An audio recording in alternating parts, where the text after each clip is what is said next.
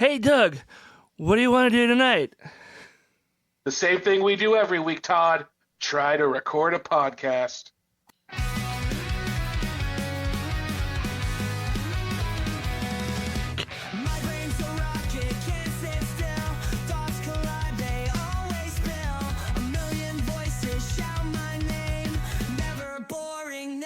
Same.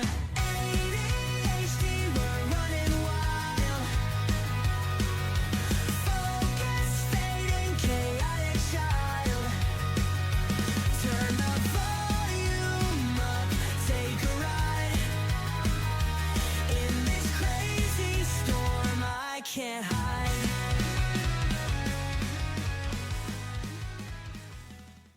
All right, thanks for tuning in to yet another episode of ADHP with Doug and Todd. I am Todd, and as always, my co-host Doug is on the line. How you doing, Doug?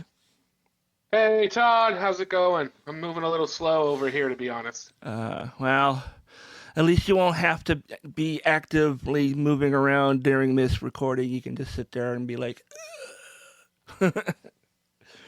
Yeah, I've been a little under the weather. Didn't get to go out to the protest yesterday that I was hoping to, but I do see a lot of friends and family around the country didn't make it out, and I was proud of them all getting out there again. It's not even been a month; it's just been a few weeks since the last one, so yeah. we're out there showing our stuff. Well, I'm glad you decided to stay home if you were not feeling well, because there's nothing worse than going to a large event like that and then coming home and feeling like maybe someone sneezed or coughed near you, and you're like, oh, man. Well, I didn't want to be the one sneezing or coughing near the large groups of people. That's what I'm saying. It's like, I'm glad you stayed home, because there's nothing worse. Like, the worst is, like, if you go to, like, a convention and, like, there, you're around hundreds of people all day long. There's no 6-foot bubble at these things. Ever. Right. Yeah. You can't. You can try it, but you can't. Yeah. So there's always a chance that you can come home with what they call con crud, which is just a combination of whatever the people around you had. You got all of it at the same time. And I hear that this year's con crud for Emerald City was pretty gnarly. So yeah, stay home if you're not feeling well, folks. Yeah, that is definitely a good life lesson. And if you have to be out, mask up if you got the sniffles. We didn't normalize masking up when you're under the weather. There's no need to share that with people. And which just takes me back to the COVID age, when before there was all this vaccine madness where everyone's like, "Oh, I can't believe they're forcing us to take the vaccine." Before that, those same people were saying, "I can't believe they're forcing us to wear masks. This is fascism, forcing us to wear masks." And it's like, it's just the decent thing to do. Right. And especially if you're in a time of pandemic, it's such a simple thing to do to help protect the population, even if it's not 100% effective. Like, it's the right thing to do. I mean, covering your mouth when you sneeze or cough has always been the proper thing to do. And wearing a mask is just having that cover all the time, instead of, like, whenever you feel the sneeze or the cough coming on, you cover your face. That's always been a thing. There's, we all know that helps prevent from, spreading, sickness. It's not it's not that weird to think, Yeah, and everything, I was much healthier during that time because everybody was masked up when they went out. Yeah. And people weren't spreading the cold as much, and it was nice. And if you look in, like, Asian countries where they have major concentrations of people, it's already normal to wear a mask, and people don't look at that as some sort of oppression. Though they certainly have a higher tolerance for oppression, I guess. Given the circumstances that they're forced to be under, wearing a mask probably doesn't seem as bad, but it shouldn't seem bad to anybody. It should just be normal. So how you been doing, Todd? Did you make it out to the Emerald City, or? I mean, I went out one day, and I think we talked about this before, but I'll mention it again. I went one day on Saturday on that weekend, which was like 2 or 3 weeks ago. And okay, so we probably about it, yeah, I think I did mention it, but it was I met Adam Savage. He was one of the celebrities I wanted to see that day. I was going to try to see Nathan Fillion and Alan Tudyk because those two guys were both there, but the lines for both of them were like across the room. That's right. There's a I remember you convention hall, mentioned that, and yeah. it was a massive line. So yeah.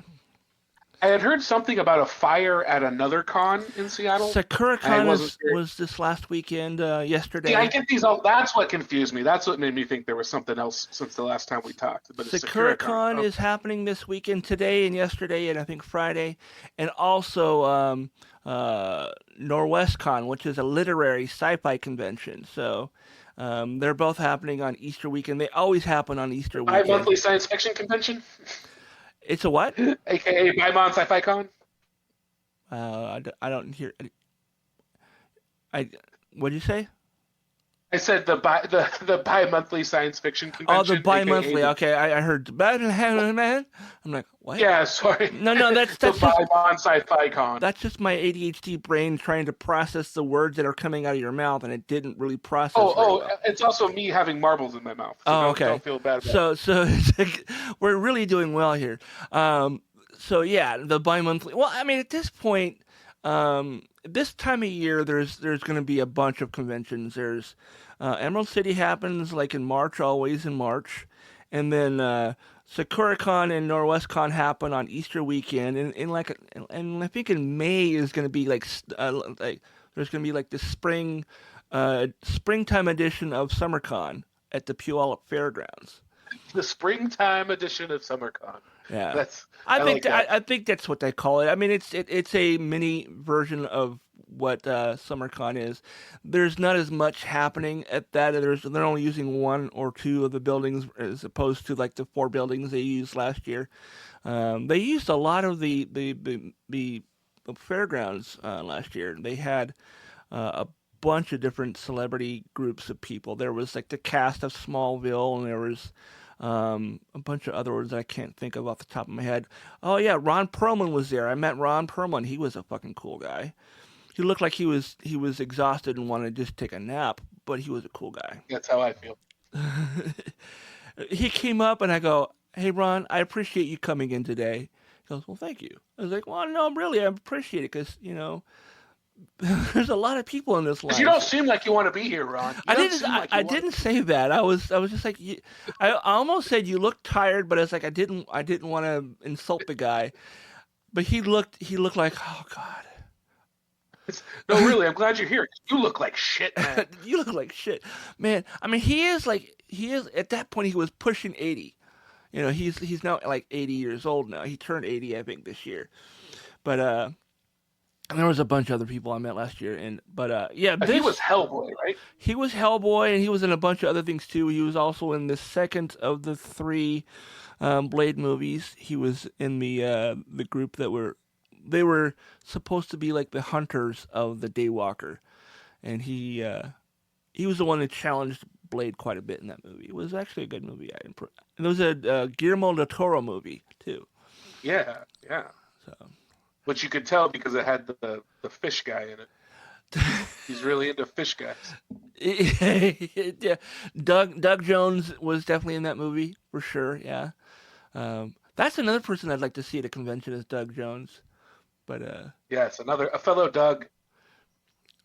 Yeah, you can't get any more like generic in names as Doug Jones. Yeah, it's practically John Smith. Yeah. I bet you if you were to look in California for Doug Jones, there would be hundreds of them. So you wouldn't be able to find him. Oh yeah, thousands if not. Yeah. So getting into today's episode, so I wrote a lot. I did a lot of article searching. I wrote a lot, more than I have so far in any episode. Hopefully I didn't write too much. But it really set me off this week because what really set me off was Robert F. Kennedy. Oh man, Jr. Yeah, I wanted to punch somebody after watching that video. Yeah, him coming out and talking about autism as if it's some sort of acquired disease. Yeah. It is just the most ignorant. It's the most ignorant take I could ever imagine. Yeah, and we're going to get into that. He was spouting eugenics, is what he was doing. So he really was. It was straight up eugenics, and it was straight up conspiracy theory based science denial. and it's stuff that's been disproven, and he's still doubling down on it. But we're going to get to that. We're going to get to that. Yeah. First, I want to talk about what autism actually is. Yep. So we're going to do that now. It's a neurotype. It's not something you catch or get. It's something. Right. It's a something genetic. you're born with. It's a genetic genetic. thing. It comes from both sides of your parents and. Now you were diagnosed ADHD. I was about 4 years ago. I was officially diagnosed with ADHD, but I've known forever that I was ADHD. But in my mind, growing up, ADHD was just like ooh shiny, or just like I'm easily distracted, which is basically the same thing as what I just said. But I've learned over the last 4 years that there's way more to ADHD than just the ooh shiny and hey look, a squirrel. Or ADHD is hyperactive hey look, a squirrel, or whatever that stupid meme was. Right. But there's like intentive hyperactive, which is what I have, which is I'm not hyper all the time, but my brain will a lot of times just be running a million miles an hour, and I just will like randomly like stop and go, what was I doing? Right. Fuck. Yeah. Inattentive. Yeah. Yeah. So so that happens quite a bit. And the other thing that is pretty prominent in the ADHD people is out of sight, out of mind. Like object permanence is absolutely a thing. If it's not in front of me, it might as well not exist. Like I forget that I was doing that thing because I stopped looking at it. So. And do you find it to be more of a coping mechanism? Like, is this for things that stress you out, or is it just for absolutely anything? Anything, and it's not just things; it's people too. So if I don't hear from somebody for a while, I forget that they're in my life. Yeah, this is why I text you occasionally throughout the week, so you remember I'm here. It's like, hey, remember me? I'm Doug. I'm like, yeah, I know. We do a show every Sunday. Yeah, Doug, I know. Well, the thing is when it's like you're not Memento. You're not Guy Pearce in Memento. You don't have short-term memory. It's not like I forget you exist and then you show up and I go, who are you? No, I remember you when you show up. It's just when you're not in front of me, if I'm not talking to you, I forget that, unless your brain isn't your brain doesn't need it in the moment. So why it doesn't engage? Yeah, it doesn't engage those thoughts when it's not in front of you. So yeah. Anger is a huge thing with ADHD people, like frustration to the extreme, which it's really kind of falls in line with what is called rejection-sensitive dysphoria, where any little thing that like breaks your concentration can cause like a full-on meltdown. Like it doesn't happen all the time. I get this when I'm playing video games. Yeah, like you're actively doing something. You're focused on this thing, and someone comes up. Hey, did you know where the blah blah blah? And I'm like, what? The fuck? I don't know. I get some like untamed, like really inappropriate rage at my video games when they don't act the way I think they're supposed to. Yeah, I get that. I get that too. I've gotten to the point where I was like, I need to step away from this game because it's really starting to piss me off, and I don't want to break anything. And it's not that that's not something I actively go out of my way to do. I don't like throw my controllers or anything like that. I do have friends who who do that when they're frustrated and angry. Is whatever's in their hand, they throw it, just like fuck this and throw it, and afterwards they're like, oh fuck, now I need to buy a new controller. Yeah, I will throw something in frustration at a video game, but I have the wherewithal or the awareness to like find something that's like a crumpled up piece of paper or something like that. Somebody's stuffy that's on the couch. Yeah. Yes. But, I don't completely lose it in that way, but yeah. No, one of my good friends, that's absolutely what happens to them, and they get very frustrated and just full on rage. And that's another thing with the ADHD rage is not like they want to hurt people or anything. It's just like you feel everything to the extreme, like love, sadness, anger, everything. It's not just a simple thing. And ADHD people also tend to love bomb. Like if they find somebody they really like, they go all in. Like to the point where sometimes I think it scares people away. Oh, for sure, And for sure. I mean, I'm not diagnosed ADHD like Todd is, but it's still something I've experienced in my life too. The extremes of those. And honestly, the only reason why I got an official diagnosis is because I was trying to get on disability because of these outbursts that I have. Like I would have them at work, and that's what would cause me to lose a job. I would get frustrated over something that was beyond my control or within my control, what I thought was in my control, but I would still get frustrated and just kind of, you know, and I would do that. I would express that level of frustration around other people, and they would get freaked out. Like, oh my God, why is he getting this upset? And it's not something I can really control when I get that way. If I acknowledge, if I see it happening, I try to curb it, but I don't always have that foresight to see that it's coming, that it's going to happen because this person is saying or doing this thing that is really agitate me to the degree I want to scream at this person. I want to yell at this person because I'm not a physical guy. I will never ever put my hands on anyone. Right. But I will scream. Right. I will yell, and I have a booming voice, and that can a lot of times really freak people out.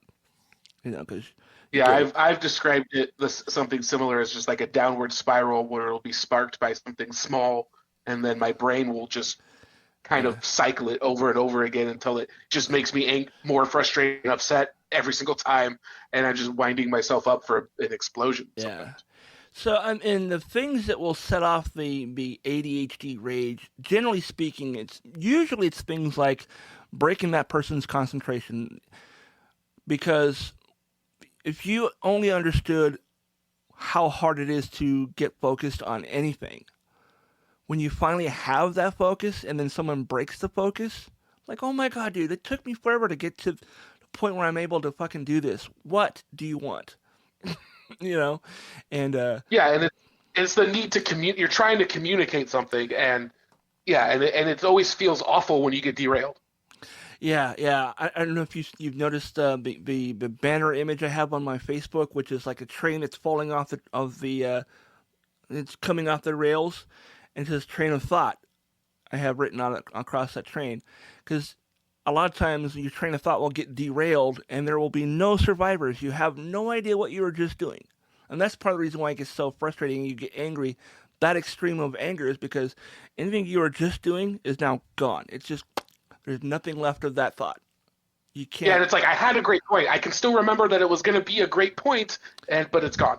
Yeah. The whole argument's gone. Yeah. And it's not even an argument. It's just whatever you are doing in that moment, you are focused. You are doing this thing. You are getting it done, and then someone says, "Hey, have you seen the newspaper?" Or and you're like, "What? What?" And then I go back to what was I just doing?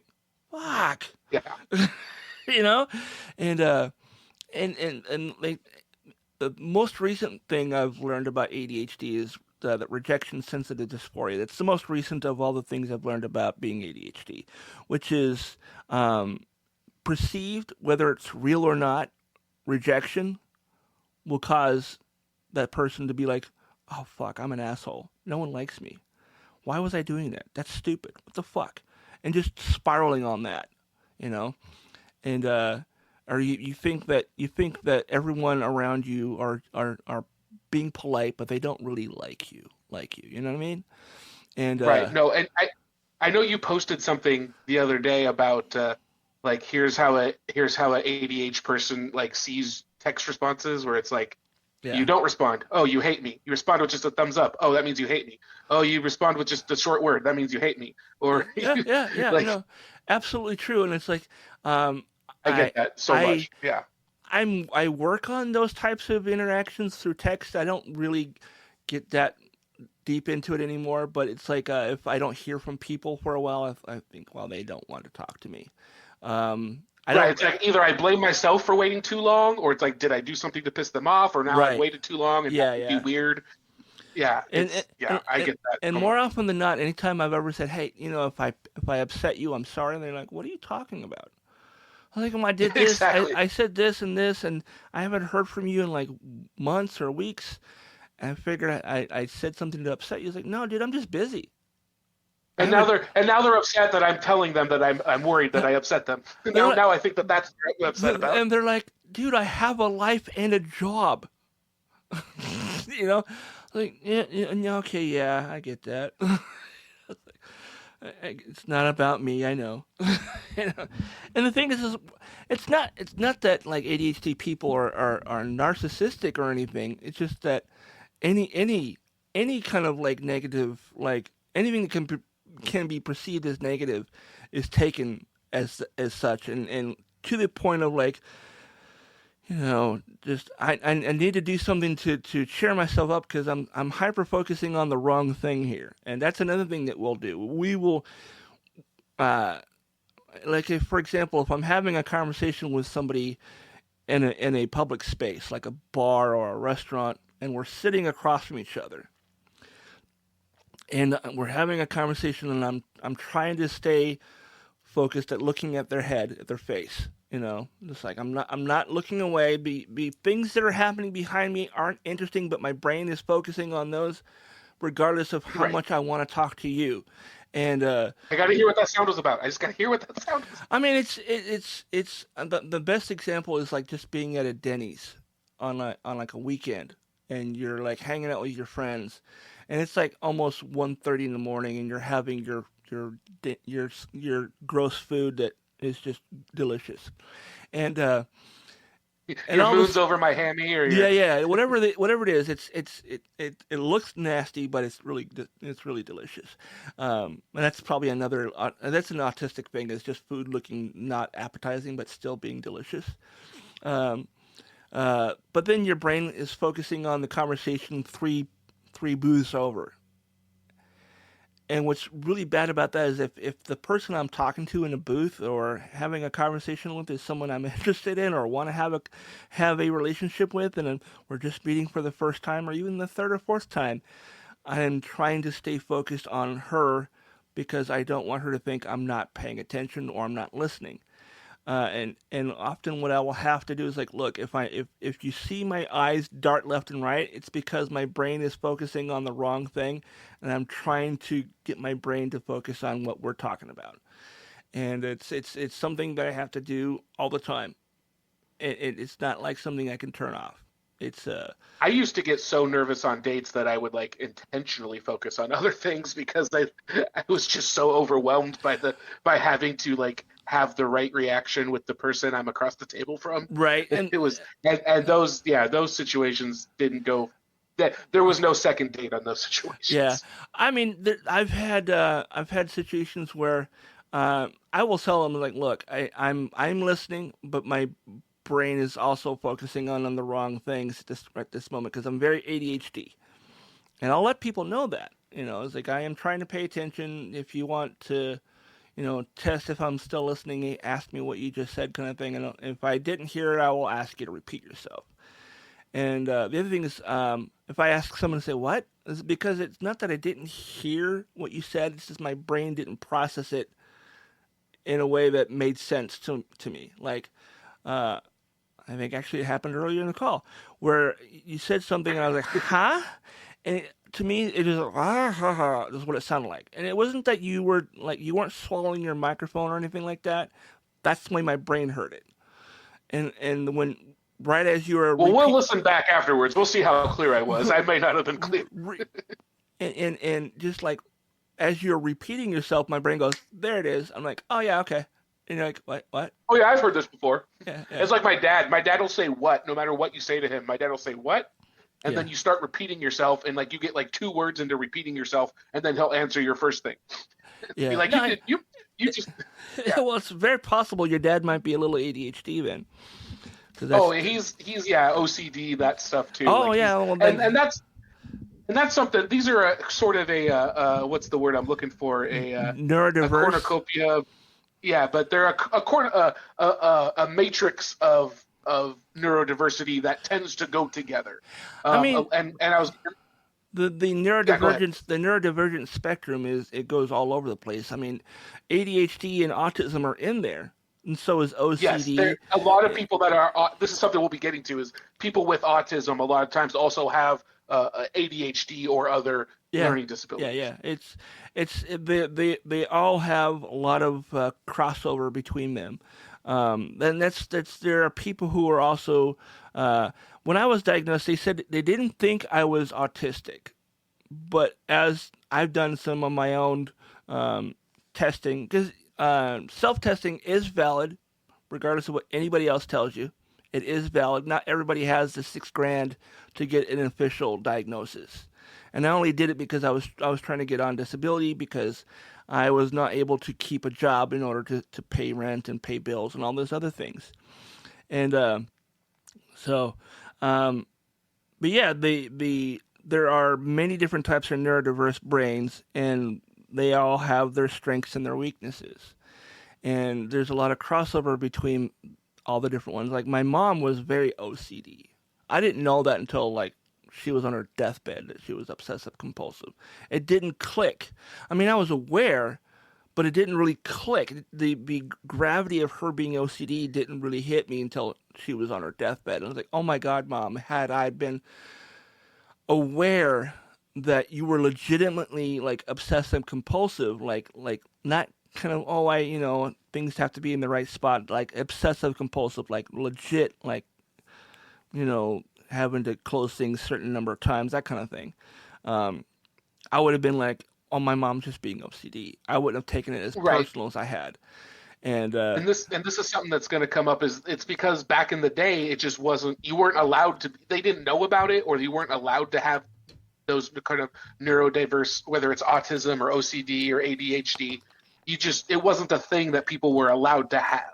You didn't talk about it. well, I You mean, didn't get yeah, diagnosed with it. people, you didn't talk about anybody in the family who was different.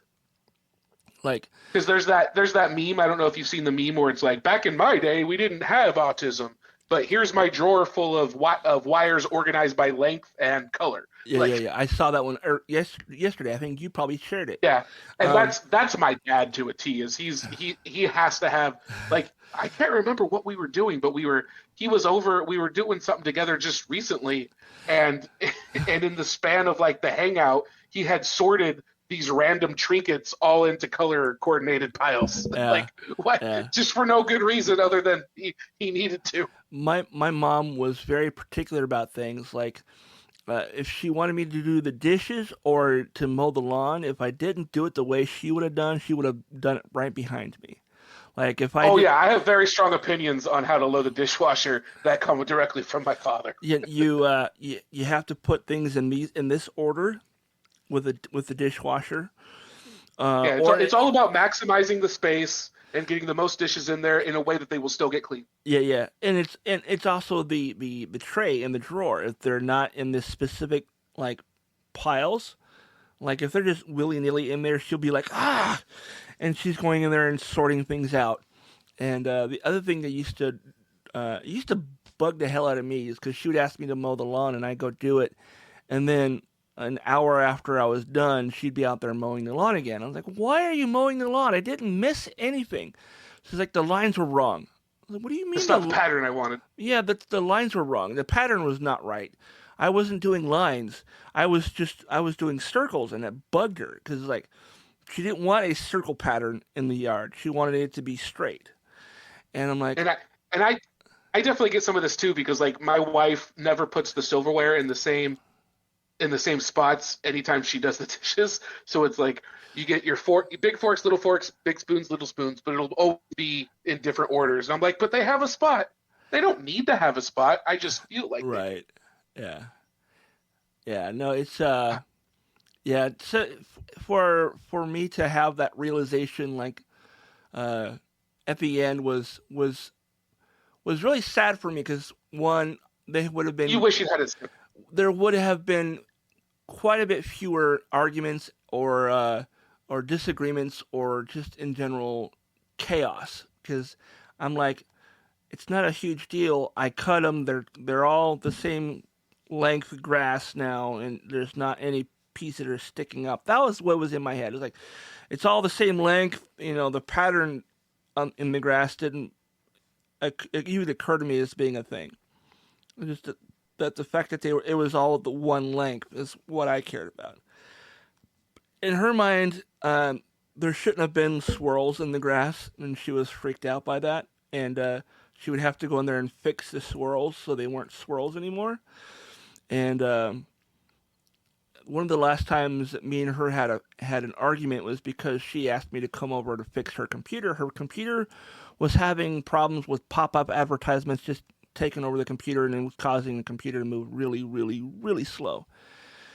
I went over to her house and was dinking around on the computer to try to figure out what was, causing this. And I said, so did you install anything right before all this stuff started happening? She's like, yeah, I updated my email program to this new one with all the, this email program was like a clone of Outlook, except for that it had like, Outlook Express rather.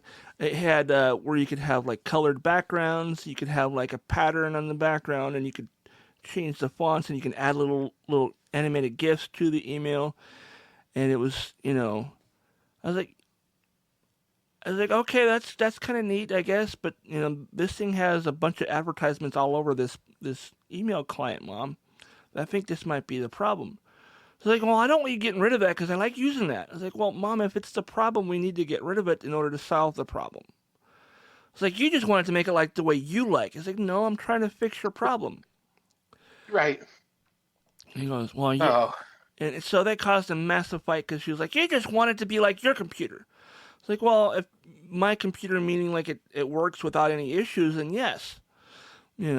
It wasn't that I hated your email program and I wanted to destroy it. The email program was the problem. It was the reason why you were getting serious lag on your computer and pop-up advertisements. Yeah, I got rid of that, and now you have no pop-ups. Do you see how much faster it's moving now? Yeah, but you didn't have to remove that. I was like, yes, I kind of did, Mom, because that was the problem. So yeah, but didn't like her environment being changed like that. Yeah, and I understand that. I get that. But it was like, Mom, that's the issue. That was what was causing the problem. And she's like, well, that's just, okay, whatever. You just want it the way you like it. I'm like, no. And I said, Mom, next time... we both want it to work right. Yeah. We both want it to work right. And I told her, like, Mom, next time you have trouble with your computer, call the Geek Squad. Because, they'll charge you hundreds of dollars to do the same fucking thing. And they will not let you yell at them. So... Right. Well, you should just charge her for the yelling. No, because she would be like, I'm not paying you. So, yeah, that's why I said, just talk to the Geek Squad, Mom. I don't know. And I actually had to, after that point, was like, I don't know, Mom. I don't know how to fix that. I couldn't be a part of that kind of conversation anymore. So. All right, anyway. You still got me? Yeah, you're still there. Okay, my computer the screen just went to black, and now all of a sudden my notes are black screened. Well, I can see you clicking all over the dock, so it's. There we go. I just refreshed it, now it's back. Okay. So getting into there was, before we do this, and again, not that we haven't cross-talked here enough, but I did want to ask you, you did start getting Social Security disability, is that the case? Yeah. No, I've had it for going on almost 3.5, almost 4 years, I think.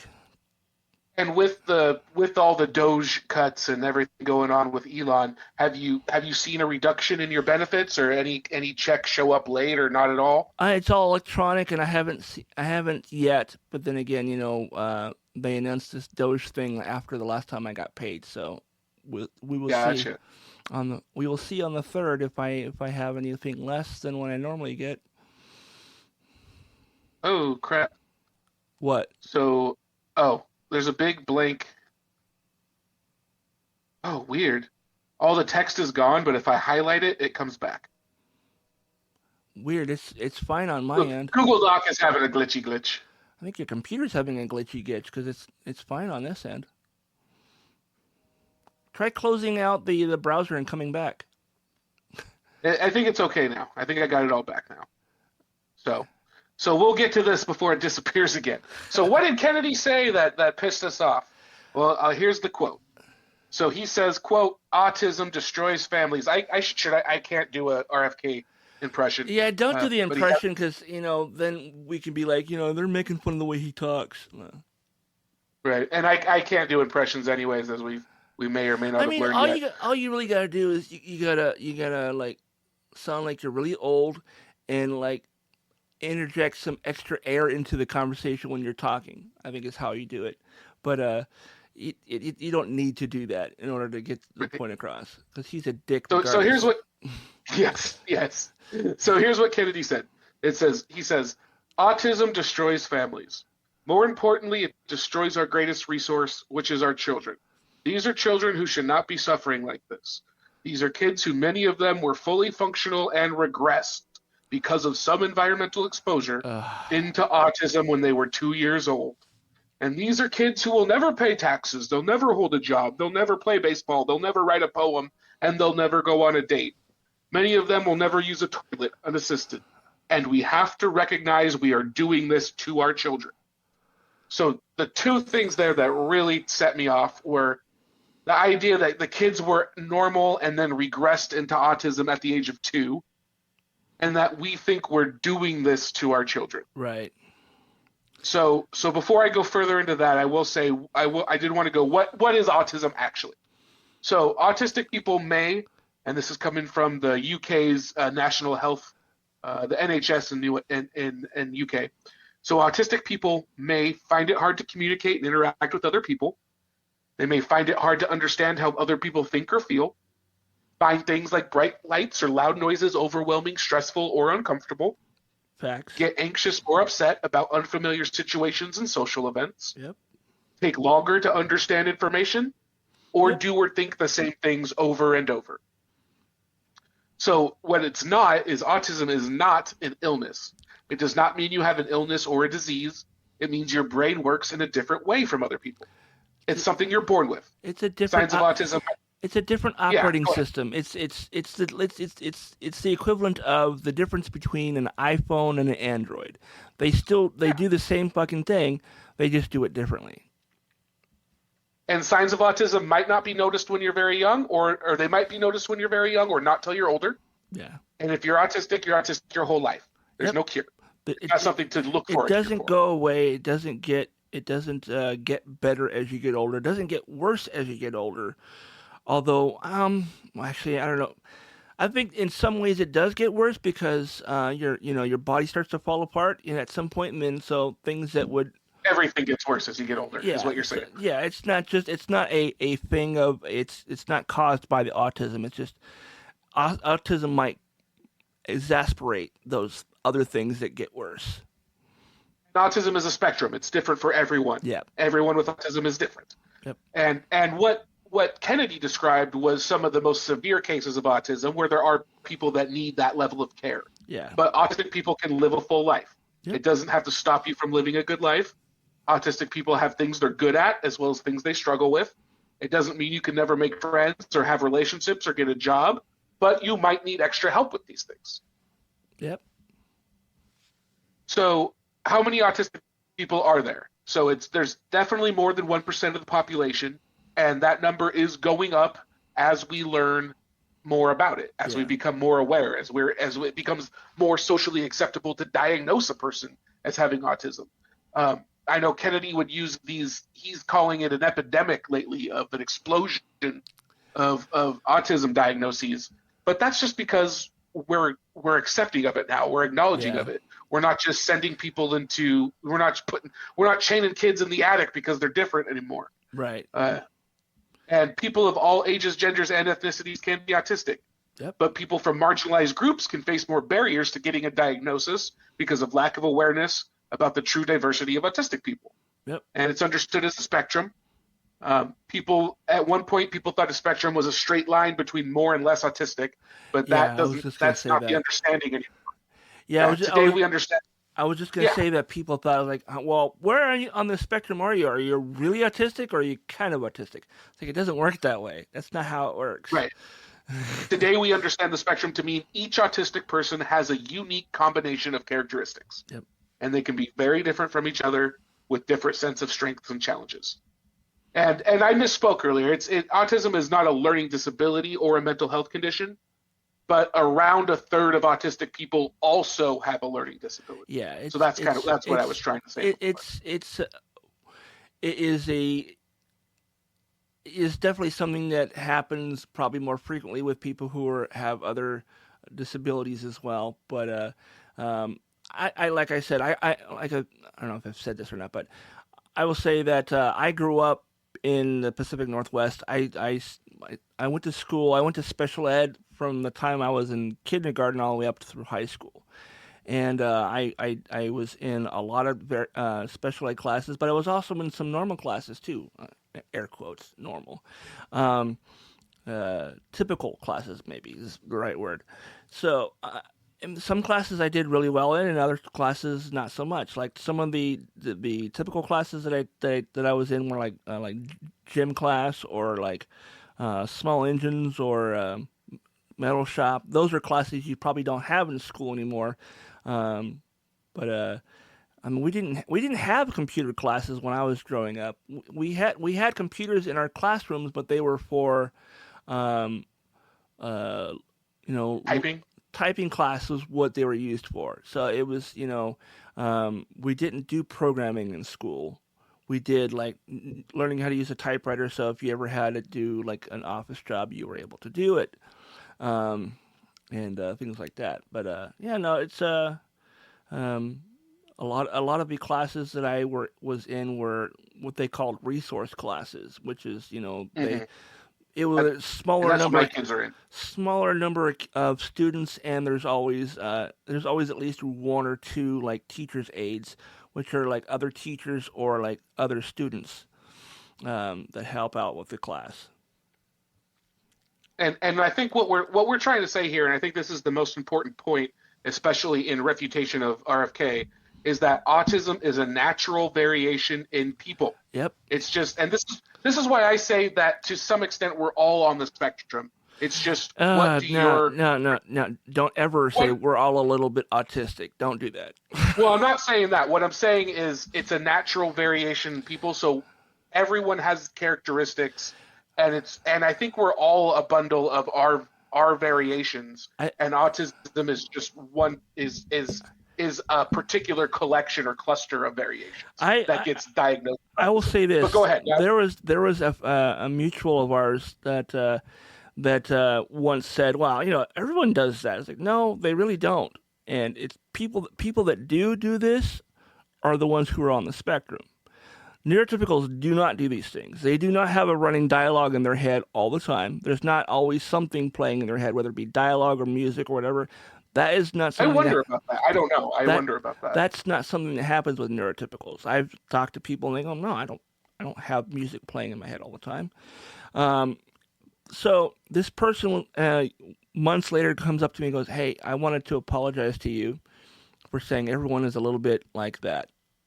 I realized after I talked to you and I seen a few of the videos that you shared on social media that I did some research and discovered that I'm probably a little bit on the spectrum." I was like, yeah, that's the only time with these specific things that we were talking about, and I'm trying to remember what they were. I was like, neurotypicals don't do that. They just don't. And you ask anybody you know that is, if you suspect someone is not being on the spectrum, whether it be ADHD, autism, or whatever it is, if you suspect that they're just a neurotypical person, ask them, "Hey, do you ever do this or that? The things that you do on a regular basis." And if they say no, that's why. Because it's not a normal thing for the typical person. It is something that only neurodiverse people do. And he goes, Yeah, I see that now, and I understand why you got so frustrated with me when I said, "Well, everyone does that." I was like, no, they really don't. And so those who think that typically, if they get themselves tested, find out that they are neurodivergent. Now that's a really excellent point, and this is why I wanted to do this show with you, because I know you have yeah. And I guess something that I'm getting at is one thing that I think everybody does do, but is a particular it's something we only call it out when someone with autism does it, which is masking. I think everybody masks. Yeah. I think when a neurotypical masks, it's called self-presentation. And there's a whole, if you look at something I would love everybody to research is Goffman's presentation of self. I think the difference is neurotypicals will mask because they're hiding something. Well, I think everybody has an idea of who they are in their minds or who they would like to be. Meaning they're doing it to deceive other people. Neurotypical people, neurodivergent people mask because they don't want anyone to think of them as weird. Right. It's all about covering. It's covering up a self, some sort of self. I don't know how to say this correctly, but uncertain, like things that you're not proud of yourself, and you're trying to, and it's just you're wanting to present a certain way. And I think, and it's only masking when it's applied to somebody with autism or a neurodiverse. Yeah, neurodiverse people don't do it. Neurotypical people don't do it as a mechanism for being accepted by society. They're doing it because they're purposely trying to trick somebody into something. Well, I would disagree with that, and I know you don't have the training on Goffman that I had.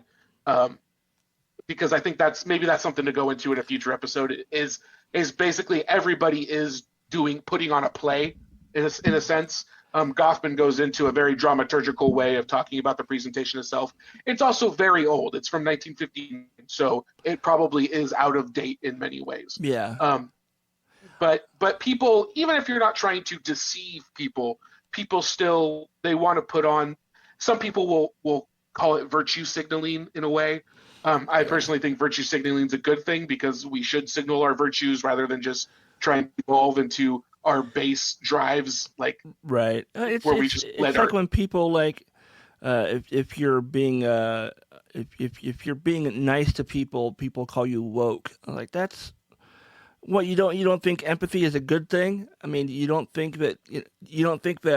I mean, if you want to go into like religion and stuff with Christ, that's what he was doing. He was being empathetic of other people. He helped the sick and the poor. You would if you saw someone dressed if you saw him today, you probably think he was a woke foreigner. So yeah. Right. Oh, yeah. And then the next point here is that autistic people bring unique qualities and diverse perspectives to the workplace. However, only a third of autistic people are in any kind of paid employment. So what we get to with Robert Fuckhead Kennedy, which I don't know if you knew this, but that's what the F in RFK stands for, is fuckhead. I thought it was fucktard. He, in addition to his whole thing of saying that autism is somehow acquired, while he's been HHS Secretary, he's slashed the budget for the Department of Health and Human Services, which includes the NIH, the CDC, and other government health organizations that oversee food and drug safety and conduct disease research.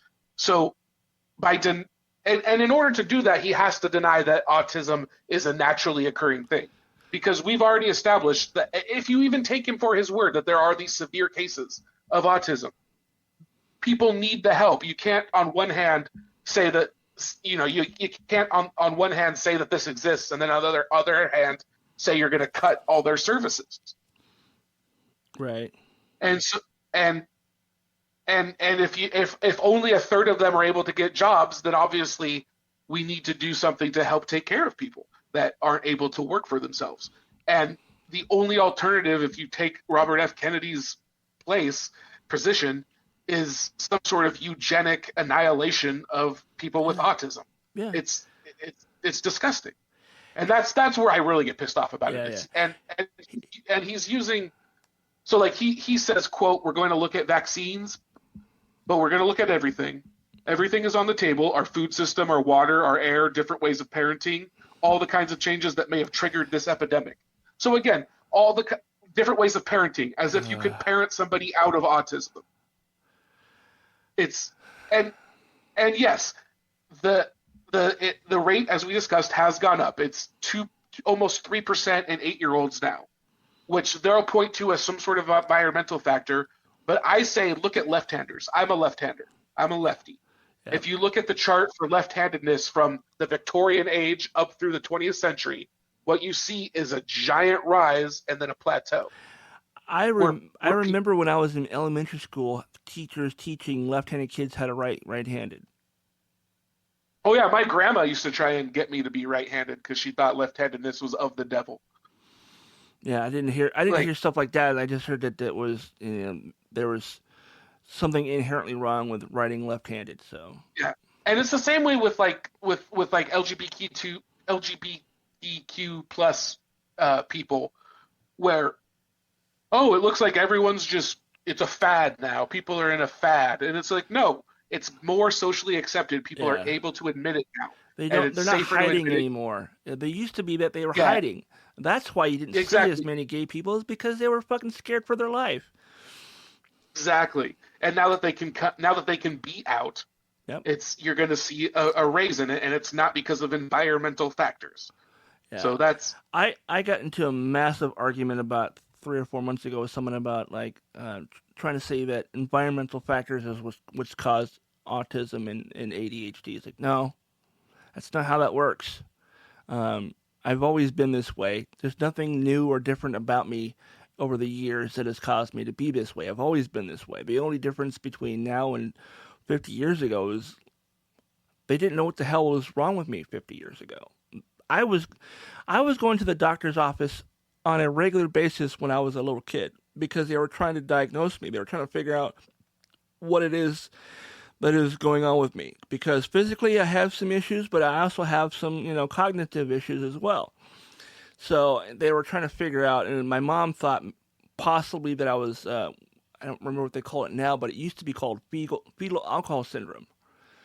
Okay, yeah. It's called something different now, and there's a new term for it. But that's how I still know it as. But yeah. But so she was trying to get me diagnosed with FAS, and so they said, no, he's not FAS. There's other. You don't look like it at all. It has very clear like genetic morphology to it. It's very similar to Downs in some ways. There's some similar traits with the face and stuff like that. But yeah, no. They didn't know how to. Todd has learned. He's got mild cerebral palsy in his left side, in his left hand, but he's also got learning disabilities. But beyond that, they didn't know. They didn't have a name for it. It wasn't until, like I said, 4 years ago that I got the official diagnosis of ADHD with depression and anxiety.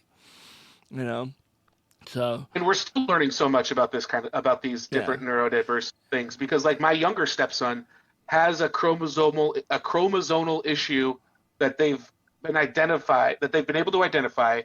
It comes up in such a small percentage of people that there really isn't any research on it, and they don't have a name for it, and they don't really know what it is, other than it's something they're like, oh, okay, we've seen this a couple of times before, and his traits are in line with what those other people were like. But it's so new that we don't know what to do. And it's been an impediment to getting him proper services, because you can't put a name to it, you can't advocate for it as well. And then getting back to RFK, he talked about how we're gonna look at everything, but he had to say we're gonna look at everything because everybody knows he has repeatedly throughout his adult life said that vaccines cause autism. Yeah. He most recently repeated it in a 2023 Fox News interview. And it comes from this discredited UK doctor named Andrew Wakefield, who had a 1998 study in The Lancet, which The Lancet eventually retracted. And multiple studies since across many countries have concluded that there is no link between vaccines and autism. But I point out that he specifically specified 2 years old. And the reason why he links vaccines and autism and the age of 2 years old is because 2 years old is how old is like the minimum age a child needs to be before you could actually diagnose them with autism, because prior to that, they're too young for you to know. If a kid's not verbal or if he has other behavioral signs of autism, he might just be a kid when he's a year old or a year and a half old. Yeah. You can't really know for sure until they're 2. The other thing that happens when you're 2 years old, at least in America, is that's when you get a bunch of your booster shots. So these two things are like, you can't diagnose autism prior to 2 years old, and you also happen to get a bunch of booster shots when you're 2 years old. Therefore, in Kennedy's mind, oh, that means the vaccines, the boosters are causing the autism. Yeah. It's absolute saying, it's conflating correlation and causation. Right. And to do it at the level that now he's the HHS secretary it's horrifying. It's disgusting. Right. He's already gotten people killed. We're looking in Texas, we've had a second death from the measles already. And not saying that he went into Texas and told people not to take vaccines, but the whole idea that vaccines are dangerous is something he's championed. And he's set up the world this way. He also went to Samoa. I forget what year it was, but in America, Samoa, he brought his anti-vaccine campaign to American Samoa. And within months of him having done that, they had a breakout of 83, is in 2019. In an island nation of 200,000 people, more than 5,700 people were infected, and 83 people died, most of whom were young children. And even their Ministry of Health cited Kennedy's visit and his rhetoric as exacerbating the vaccine hesitancy at a crucial moment. Yeah. It was his nonprofit that does this, right? It's Children's Health Defense. It contributed to the atmosphere of mistrust just months before the outbreak. Oh. And that just underscores what a person in his position is able to do. He can have a positive effect or a negative effect, and he's choosing to embrace a misappropriation of science and a misrepresentation. I found the current term for FAS. It's not. It's now listed as fetal alcohol spectrum disorder. Okay. So that's the current term for it. But no, he's. I'm looking forward to the day when he gets fired from his job, and we don't have to deal with this shit no more. And if our reading of Trump is right, that he just basically is trying to cause chaos in America and divide us more and hurt our population, I don't think Kennedy's ever going to get fired until we get rid of Trump. Yeah, good point. Another thing Kennedy has done is he hired David Geer, and this guy has been described by some as a conspiracy theorist he's going to be the guy that researches vaccines and autism. So Kennedy says he's going to solve what happened. That we are going to know what causes autism by September, 5 months from now. Like that's what he says he's going to do, which tells me that this conspiracy theorist who has he was basically fined by the state of Maryland for practicing medicine without a medical degree or license, and he prescribed dangerous treatments to autistic children. Like I don't know if he was directly involved, but we've seen children die from chelation therapy, which is where you try to extract heavy metals from the blood because they thought the mercury in vaccines was causing autism, and children have also been suffocated to death via holding therapies. And now I'm not saying this guy has necessarily anything to do with those particular cases. I did not look that up specifically, so I'm not denying that he has anything to do with it either. But he is now the guy that's going to be researching vaccines and autism. So come September, and if we're still doing this show, we will cover it then. Yeah. They are going to come out with some absolute bullshit reason why autism exists, and then they're going to use it to invade our lives in some way or another. Yeah. So we'll put a pin in that, and we'll get back to that in a few months.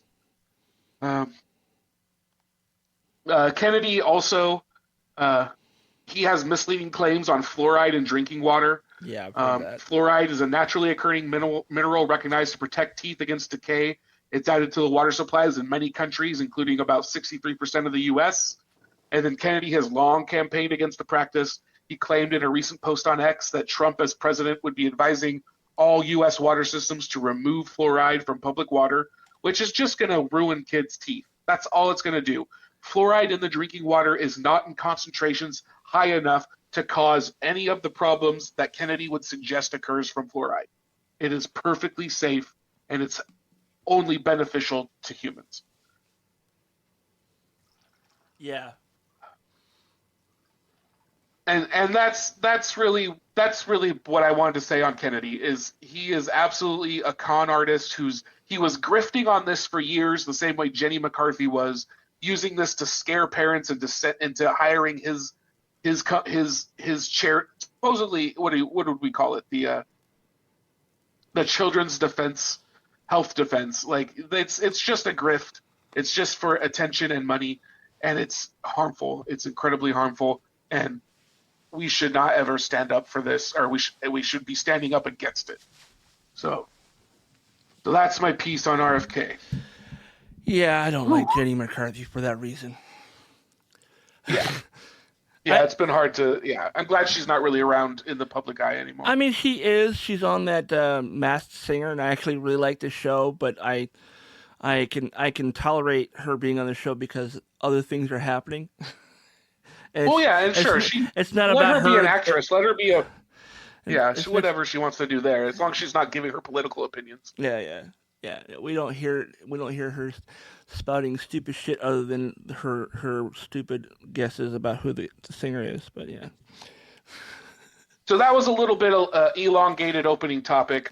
So we're gonna move through the weekly politics news here pretty quick.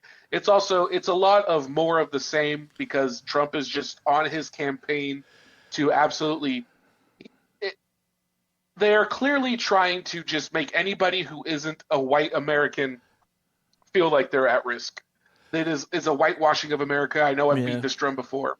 I keep beating that drum until someone finally says, we need to do something about it.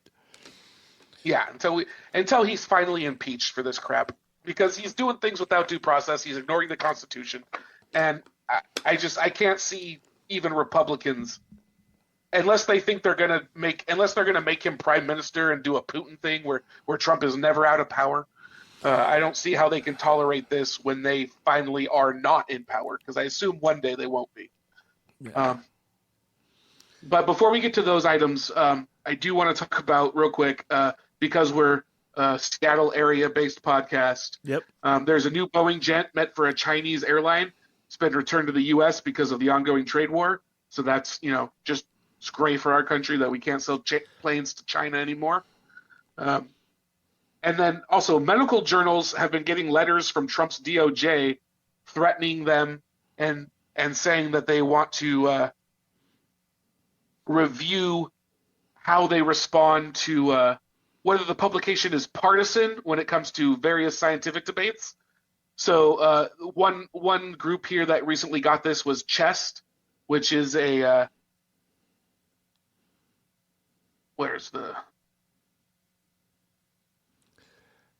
It's the American College of Chest Physicians. So they had received a letter, and it said in an email that its attorneys were reviewing it and added that the letter's content was posted online without their knowledge. So that means they're threatening these physicians, and they're posting it online because they're really just trying to score political points with their base, saying, hey, look at us bully these nerds, right? Look at us. And the things they want them.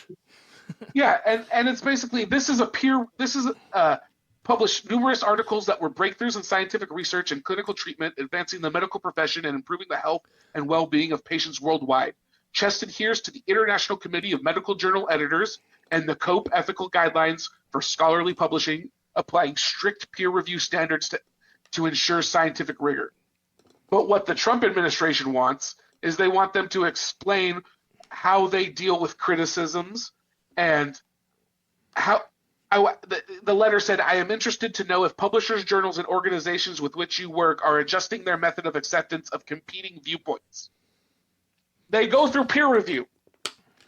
Yeah. If you don't just get to have a contrary opinion and get that published as if it went through peer review. You can get your competing viewpoints sent through peer review, and then they can be discussed with it. But what they want is they want anybody saying, well, I feel this. I feel like it should be this. It's basically like saying if you're an evolutionary journal, you should have to consider intelligent design. It's that whole argument again. It doesn't if you believe in all this science, then you need to include an article on what if God did it. Like, what if God wants it to be this way? And they're just trying to make it so that our medical journals are less trustworthy and have to, and if they can get the opposition into the medical journal as some sort of here's what others are saying type of segment, then the people that run with that have the ability to go, well, this appeared in this prestigious journal. You have to take us seriously now because it's in this journal, and it's about laundering. I wanted to say laundering poor science, but it's not even science. It's laundering religious and other private opinions through actual medical journals. What they're trying to accomplish. Could you call it pseudoscience? Even that, yes, but even that is almost giving it too much credit because it's really just people. It's really just people wanting to say whatever they. If you don't feel good about what the science says, they should have to publish a response to it. Bad opinions, yeah. Yeah.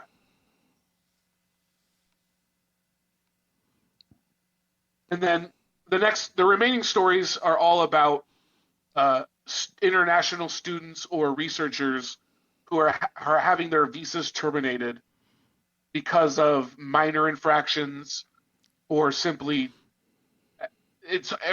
we don't know in some situations why they're having their visas terminated. Fortunately, in one situation, there's a University of Wisconsin-Madison international student with a terminated visa. A judge says they cannot be deported for now. That's good. Meanwhile, the U.S. is telling Harvard that they need to comply or lose permit to enroll international students. And Harvard has recently stood up to the Trump administration's after initially being willing to comply with some Trump administration regulations. The Trump team just added more on top of that, because if you give a fascist an inch, they will take the next 10 miles. And Harvard stood up and said, no, we're not doing that. And it has been ruled illegal in every case ever that the government can't use funding to try to coerce any entity into behaving a certain way. And we have another international student who had their visa revoked just days after getting a new job. And hundreds of foreign students in the U.S. with degrees, jobs, and legal status are suddenly in legal limbo, while the international talent that fuels labs and startups at universities across the country are under threat from the Trump administration's massive deportation effort and its crackdown on students who participated in pro-Palestinian protests. This is coming from CBS News. And the people are saying it just feels like you're less welcome in this country as time goes on. And that's ultimately what they're trying to insinuate. They're trying to create it. It's not, don't come here, go work elsewhere. And That's harmful for our country. And it's also just them being xenophobic. Like, it's just this great xenophobic effort. Yeah. To try and identify anybody who, if you so much as jaywalk and you're on a visa, they want you gone, because they don't really care about what's happening, what you're up to. They just want to make the country less foreign. Yeah, yeah. Which I love that America has a lot of foreign people in it. It feels like a Star Trek type future, right? Like, obviously we're so far away from that, but yeah. I don't see us having a Roddenberry type future in my lifetime. I would love to see that though. And then the last story for the week is revisiting a story we brought up a few weeks back, which is, I don't know if you remember this, Todd, but I talked about a Russian scientist that was working at Harvard who had been detained at the airport, and she had been detained for a couple weeks, and it looked like things were going to resolve. But it turns out she's still in detention. She's been moved to the Louisiana Immigration Detention Center. I assume that's the same one that they took Mahmoud Khalil to, and she's been there for 2 months now, after officials at Boston's Logan Airport revoked her visa for failing to declare a frog embryo sample that she was carrying from France at the request of her boss. So this is coming from A Mighty Girl on Facebook. These samples, crucial for her lab's work studying how cells can rejuvenate themselves and reduce the damage from aging, had previously thawed when they had been mailed before. So the doctor asked Ksenia Petrova to bring them back during her vacation, a decision he now deeply regrets because Ksenia's customs error would normally be considered a minor infraction, punishable by a $500 fine. Instead, it has resulted in deportation proceedings, with Immigration and Customs Enforcement twice refusing her lawyer's petition for parole, claiming that she is a threat to U.S. security and a danger to the community. Now, this is extra problematic because she was someone in Russia who had criticized Putin's invasion of Ukraine and protested against Putin.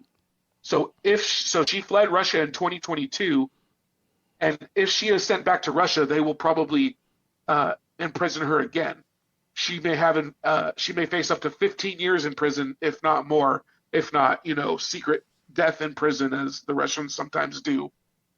See Alexei Navalny. Yeah. So her attorney argues that customs officials overstepped their authority in canceling her visa rather than simply imposing the standard fine, and her previous arrest in Russia and social media activity will almost certainly ensure a nice, hefty jail sentence for her if she is deported back to Russia.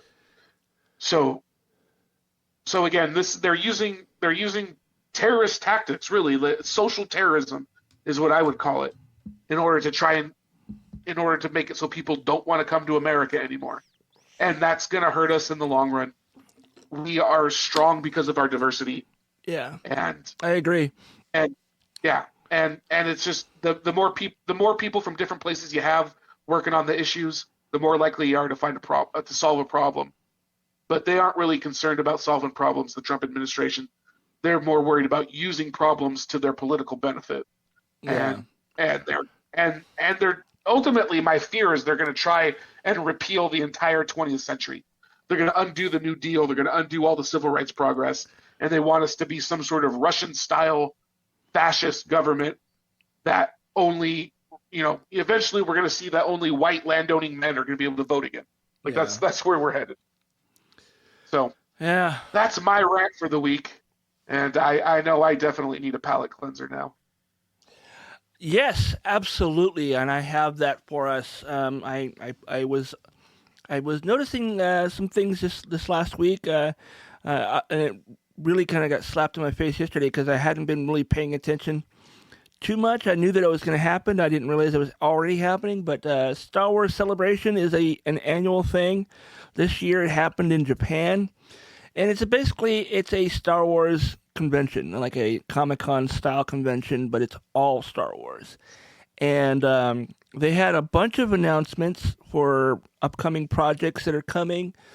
One of which was a animated series for Darth Maul called Star Wars Maul Shadow Lord, and it will bring back the actor who played him in the Clone Wars, and I'm trying to remember his name because my brain is not wanting to tell me. Is that not the actor who played him in the episode 1? No, the you know what? I know the name of the guy who did that. That was Peter Serafinowicz. But it's Sam. Oh shit, where is it? Now, are we talking strictly the guy who voiced him? Sam Witwer. Well, Sam Witwer, who was the voice of him on the Clone Wars and Rebels, and the actor who played him did not voice him in the Phantom Menace. Right, because wasn't that the same guy who played Toad in the original X-Men movie? Yep. Yeah, Ray Park. Ray Park. And I met him. He is so nice. I met him back in 2013 at Emerald City Comic Con, and I won't get into that story, but next time. Remind me sometime later to tell you the Ray Park story. But so Sam Witwer, who played Maul in Clone Wars and reprised it in Rebels, is coming back as the iconic villain. And I'm excited because, number one, that is such a badass character. Why was he killed in the first of the new trilogy? They should have never killed him off. They should have had him in the other two movies. Whatever. That was Right, because because George Lucas had to fuck that up, I think. George Lucas has his own vision on things, and as we know, George doesn't have the ability to say, okay, that's enough. I've done enough with this thing, and it is what people like and want to see. I'm not going to mess with it anymore. He continued to mess with the original trilogy all the way up until like the early 2000s. So, all the way through like the 80s and 90s and the early 2000s, he was tweaking and making adjustments to those first three movies. Speaking of which, for the first time in 48 or 47 years, the original Star Wars movie, not A New Hope, it was just called Star Wars. Back in 1977, it was just called Star Wars. And this version of the film is getting a re-release of sorts, only in one place for one day, one time. Interesting. Yeah, so it says here, seemingly impossible has happened, and perhaps Mustafar has frozen over. George Lucas's original theatrical version of Star Wars will soon have a theatrical screening, according to The Hollywood Reporter. The British Film Institute Film Festival in June will open with the screening of Lucas's 1977 classic, according to the report. This is one of the few original telecolor prints still in existence. December 1978 was the last time this print of the original Star Wars movie was ever shown. This will be the first time this version of the Star Wars has been a theatrical showing in nearly 47 years. Now, so by unaltered, they mean it doesn't have any of the 90s added effects. It's not even going to have the THX sound, man. It's going to have stereo sound. Wow. So, yeah, I actually have a copy of this because Fox Entertainment in I think the late 90s released all three of the original theatrical versions of the film along with the special editions, like right before they re-released the films in theaters and right before episodes 1, 2, and 3 came out. And I bought those immediately because it's like I'm not gonna waste time. I'll get it later. It'll be around. I did that with the VHS copies back in the 80s. I wanted my mom to buy copies of them, and they were expensive at the time, and she wasn't gonna do that. And so I still watch that version of the movie whenever I watch Star Wars or Empire or Jedi. I watch those versions of the movie. I don't watch the special editions. I never have. I watched them once when they were in theaters, and I mean they looked nicer. They were crisper in their special effects. I didn't really care about the extra scenes as much. After seeing what they did with the extra scenes, like, okay, that was dumb. They should have just never added that. I'm specifically talking about the adding of Jabba the Hutt in Star Wars. It's big towards the beginning of the movie.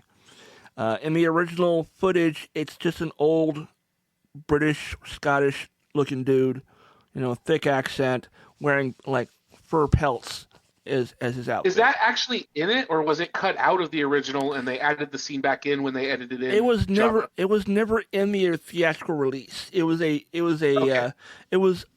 something that was a deleted scene, essentially. It was essentially a deleted scene. It was something that was available if you ever had a copy of the making of Star Wars. It was a part of that. And okay, because I was always confused. I remember when the special editions came out and they talked about that scene and how they edited Han, I guess it was, like stepping up over his tail. Yeah, that wasn't ever there. He walked behind the guy, but because they want him to look like the Slug, they digitally made him step on his tail, and it looks goofy as hell every time I seen that. Yes. It's like South Park animation. It really is. I mean, I was trying to think of a way to explain how it was very choppy looking, and it was just it was a nice scene to have in there. But because of how goofy that looked, it kind of took me out of it. So I remember seeing, I think it was like 1978 when my mom rented the original movie, 35 millimeter, I think, from the library in Kent, and got the movie and the making of the movie on two or three different reels. And I remember watching the movie in our living room. I remember that more than I actually remember seeing it in theaters. Because I was like 5 or 6 when the original movie came out. You guys had a 35 millimeter reel to reel type of deal? She rented it from the library. You rent the whole package? Yeah. Like that's dope. That's pretty cool. She got the projector and the film, I think, from the library. And I'm pretty sure libraries are amazing. Yeah, I mean that's something else they're gonna take away from us if we're not careful. Yeah. Well, but so I remember seeing that in the movie, and it was before we even saw Jabba the Hutt, so I didn't know who he was until years later when I saw that clip again where they added that scene into the movie. I was like, oh, that was supposed to be Jabba. Okay. Okay. Yeah, because when they talked about it, I was like, and they would show the old version of the scene. I was like, who is this guy? What is this supposed to be? I don't remember. Like, I was like, was I supposed to have seen this before? Like, I was so confused as a kid. As it was said in the documentary, the making of the movie, that this was a scene that Lucas wanted to have in the movie, but it was cut because of budgetary things and special effects just weren't. He was a stand-in for the character of Jabba the Hutt. He wasn't actually Jabba the Hutt. But he played the part in that scene, because they weren't sure how they were going to do it, if he was going to be like a costume character or if he was going to be like a different type of alien or whatever. So they said that it was cut because of just, there wasn't enough money to have what he wanted in that scene, so they just cut it. And so years later, when he had the funds to do all the cool special effects, and there's actually video online of the 2 different versions of that special edition, the original version of the special edition where they added that scene, where they added the slug version of Jabba in there, and then they showed like the one from like 10 years ago that they remastered.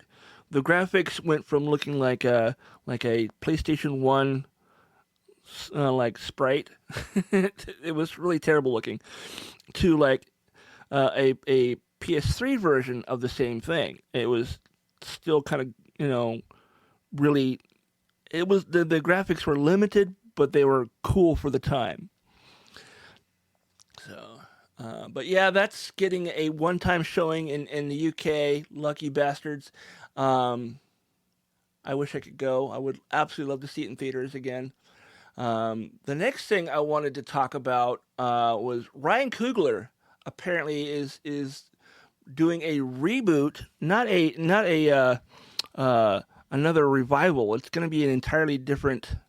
I would say call it a different universe, like going to have the same characters but played by different actors, kind of thing.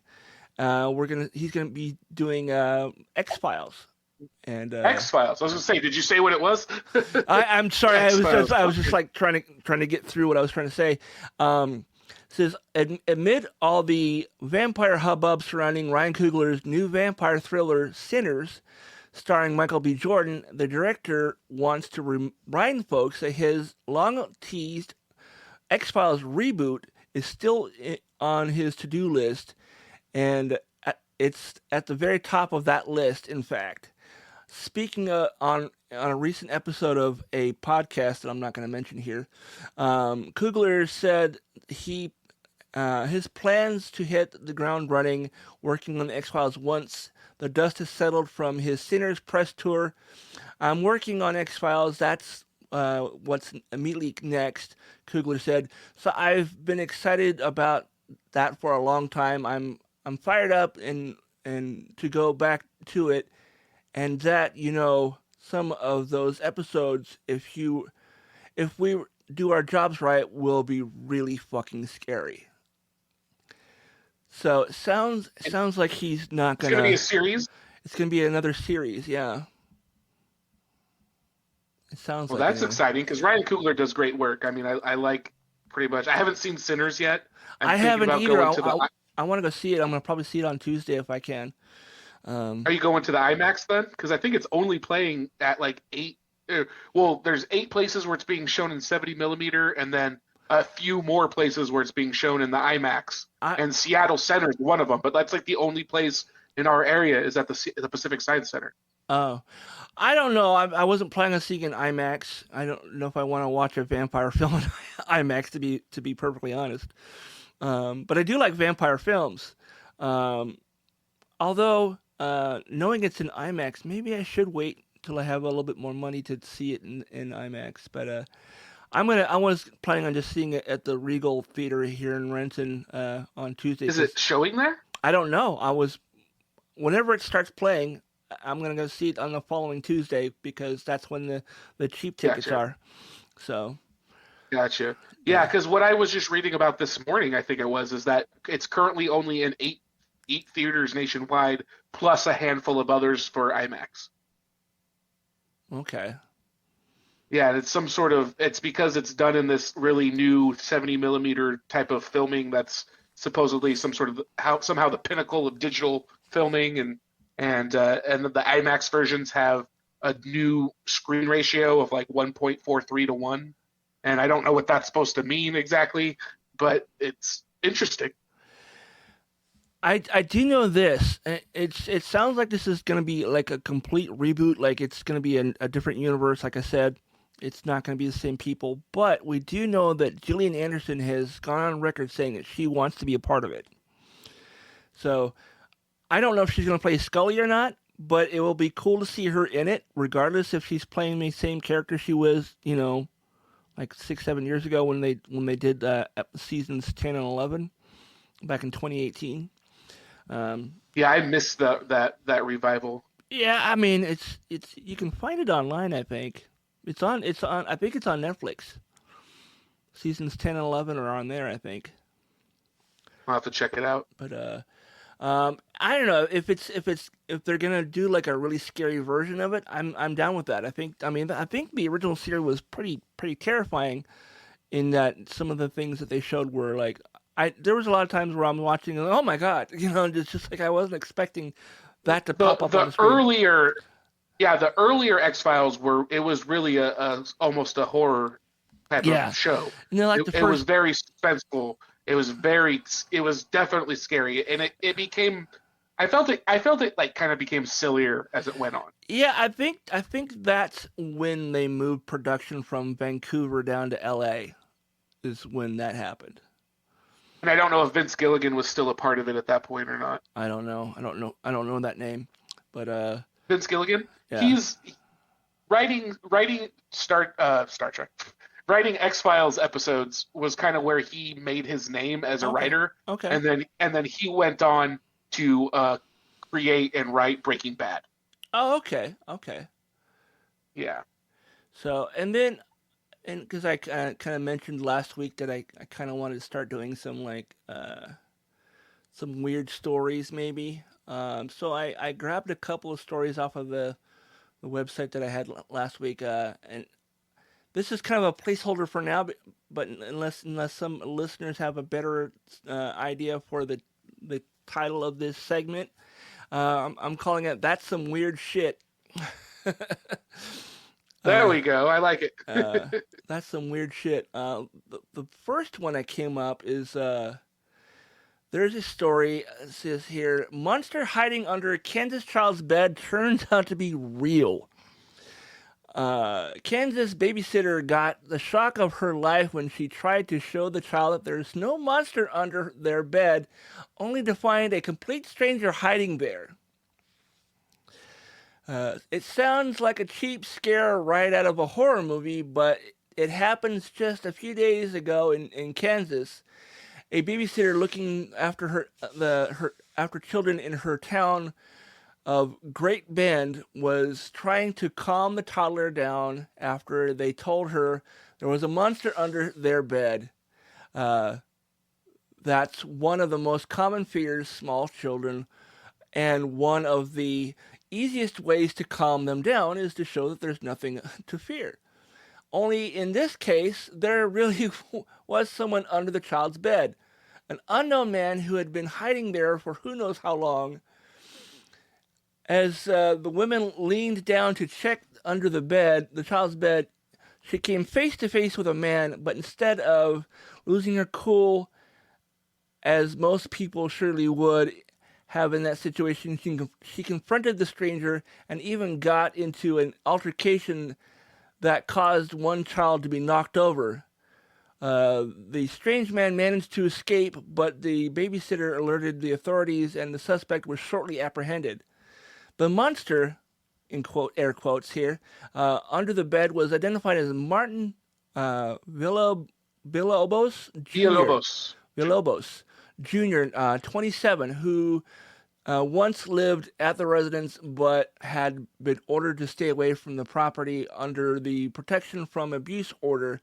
Obviously, he couldn't stay away and now faces serious jail time. He is held in county jail on a $500,000 bond and is facing charges of aggravated burglary, aggravated battery, child endangerment, felony obstruction of the law, enforcement officer, and violation of protection from abuse order. I mean, you're never going to be able to tell this kid nothing now. You're not going to be able to say, no, there's nothing under your... Well, I think what we're going to have to do at this point is you're going to have like those motion sensor cameras under the bed and a monitor on the wall so the kids can see there's nothing down there. So that was the first thing that popped up, and I'm like, oh, wow, that's fucking terrifying. Can you imagine just like... I think I probably would have like lost my shit, but then I would have like grabbed the guy and pulled him out from under the bed. But I don't know. I don't know how I would have, beyond that, how I would react. You don't know what the guy's got or if he's got a weapon or if he's like... Yeah, exactly. If he's got like the fucking strung out meth head strength or whatever, you know. The other story I have here is the conspiracy theories about the whole Blue Origin. Okay. Yeah, so just all the people talking about how this is totally been fake. There's nothing real about it. I saw some videos about this earlier today. There's a photo that's been going around that shows like a mannequin hand in the window of the capsule, and it's been proven that is from a different time, from like 2018 when they were doing test run. And but there's all these people talking about how that I've seen the video. I don't know if you've seen the video now of them going to open the capsule, and as they walk up, the capsule door just kind of pops open, and one of the people who was there is like, no, close it, and they close it back up. You don't hear them say that, but that's kind of the what you get from what you're seeing them doing, and they're just kind of like, no, close the door.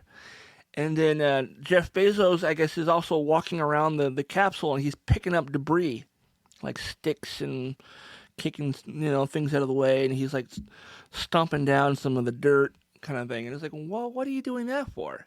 And then he goes to open the door with like this. It looks like some sort of like a tool for opening up, like a key for like a can of soup,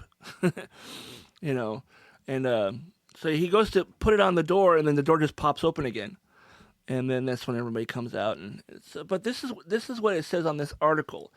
There's so much to celebrate back in April 14th when the crew, consisting of 6 women, including singer Katy Perry, Jeff Bezos' fiance, former NASA rocket scientist Aisha Bowe, and there's one other person. So there's like 4 or 5 people in there.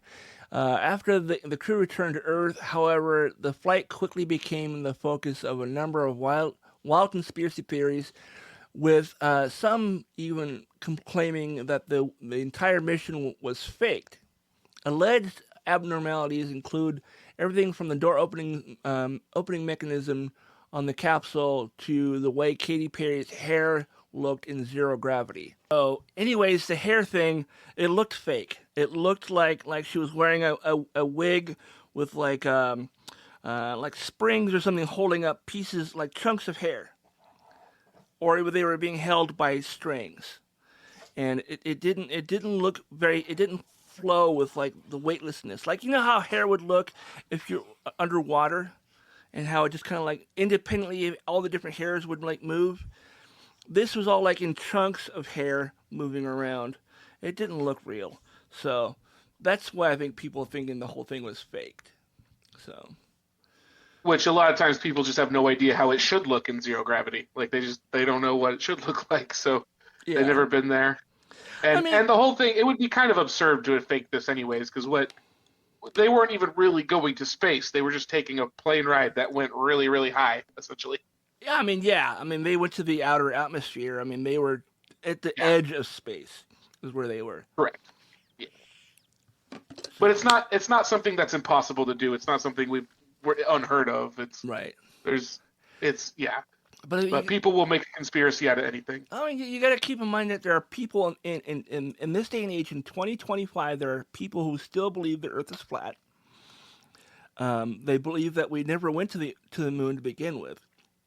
You know, just the amount of insane things that people believe to be fact without any proof of it being true or not.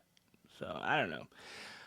Just these two stories were like the only ones that really kind of like seemed interesting to me. The rest of them were just like a lot of right-wing conspiracy type stuff. So.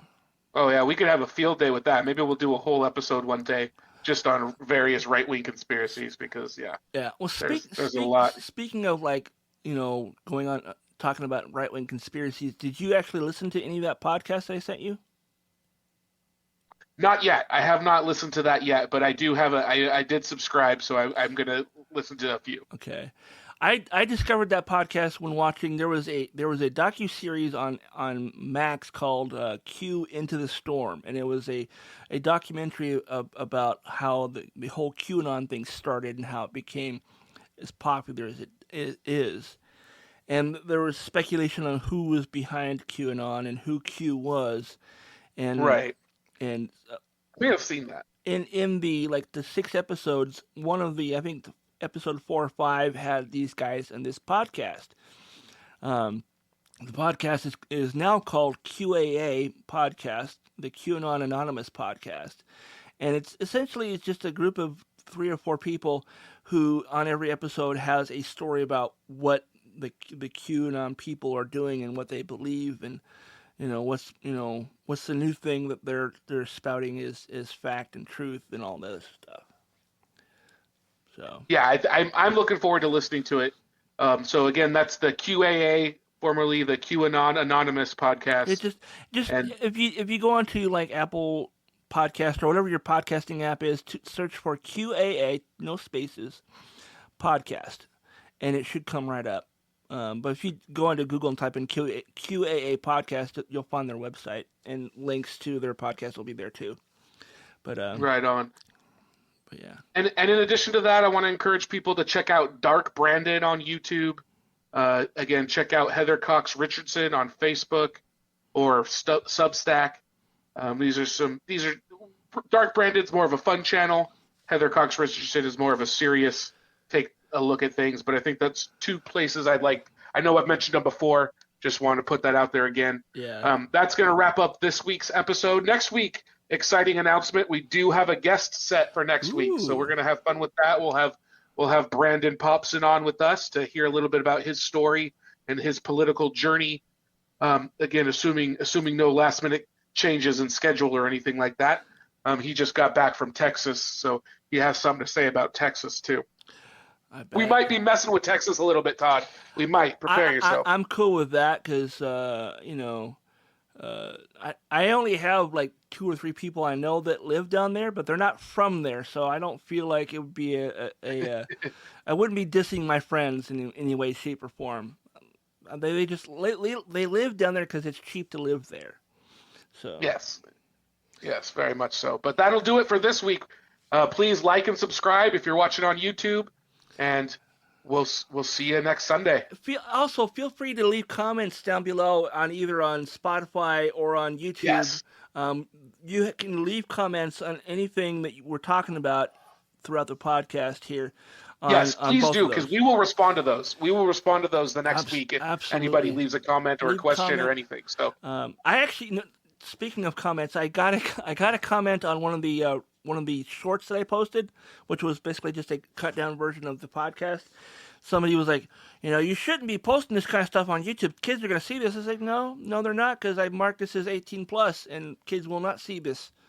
So you go ahead and report, but you're not gonna. Oh yeah, we're the bad thing on the internet that kids are gonna see. Yeah, that's us. Yeah. I mean, this person was mad because we were talking about the Minecraft movie, but we were on the video. They were showing like screenshots of like news stories about like the stuff we were talking about on that episode, and he was like, "Well, that's not okay. You can't be posting that kind of stuff when you're talking about stuff that kids are gonna like." I was like, "Well, kids aren't gonna see my video because it's marked as 18 plus, and they're never going to see it unless they are on their parents' account, which they shouldn't be, but it wouldn't be anything I would be in charge of, so yeah, but hey, at least it's some engagement. We'll take it. No, it's engagement, but yes, see you guys next week, and I'm looking forward to talking to Brandon.